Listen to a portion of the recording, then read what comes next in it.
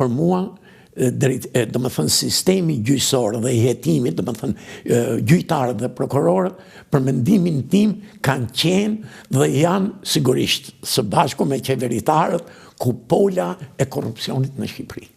Dhe kjo ka bërë që njerëzit të humbin me të drejtë besimin tek ata. Kështu që këtu, në qoftë se do të marrësh drejtësi, është bërë rregull që të marrësh drejtësi duhet paguesh. Ndryshe nuk e merr. Më vjen turp ta them, e kam bërë dhe vetë këtë gjë, të marr pronën time duke nuk kam dhënë shumë, po kam dhënë se ndryshe nuk e merr dot. Pronën time. Edhe gjitha këto natresa ishin bërë nga mbivendosjet që u krijuan nga ndërhyrjet që bënin qeveritarët.